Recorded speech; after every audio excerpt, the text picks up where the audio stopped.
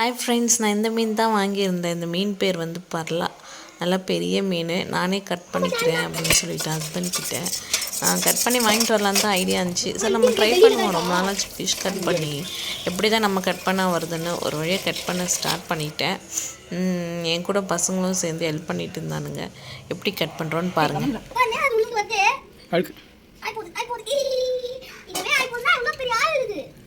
கண்ணு எவ்வளோ ஃப்ரெஷ்ஷாக இருக்கும்.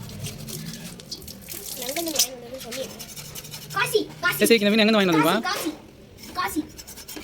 திருப்பு கத்தியா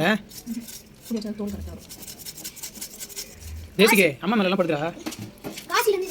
தோலே சுத்தமாக எடுத்து போகிறாங்க. எதுக்கு மேலே சீவி இருக்கு நீ?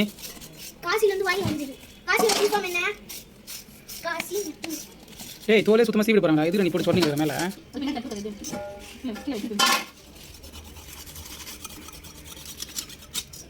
இருக்குமா ரம்யா? சென பலூன் பலூன் பலூன் மாமா பலூன் பலூன் பா இருக்கு ஏதோ ஒரு மீன் மூங்கிட்டு இருக்கு பாரு. மீன் எல்லாம் மூங்கடா. மீன் சாப்பிட்டதா இது? அது இருக்கு பாரு சென. ஏது இது? ஐயர்ப்பா. அதுல தான் இன்னொரு மீன் உருவாகும். அது ஒண்ணே ஒண்ணு தான் இருக்கு. ஆமாக்கு ஒண்ணே ஒண்ணு தான் இருக்கு. குட்டி குழம்பு. ரத்தம் பாரு இப்படி. கத்தி இந்த மாதிரி நேரா கேட்டி எனக்கு மங்கிடும் வெயிட்ல. மா செனை நம்ம வெட்ட கூடாதா? செனை சாப்பிடலாமா அப்படியே? வறுத்து சாப்பிடுவாங்கப்பா. எல்லா மீனுக்கும் இருக்குமே. கொண்டு வருது அப்புறம் எதுக்கு செனை இருக்குமாடின்னு கேட்டேன்.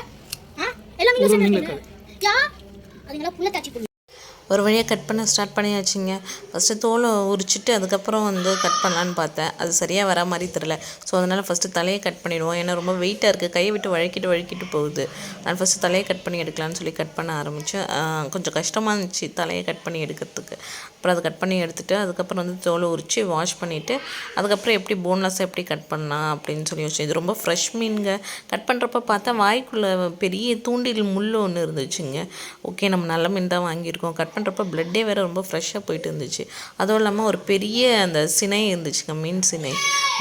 சரி, பசங்களுக்கு செஞ்சு கொடுப்போம். இதுதான் ஃபஸ்ட்டு நான் இவ்வளோ பெருசு பார்க்குறது வரையும் பார்த்ததில்ல.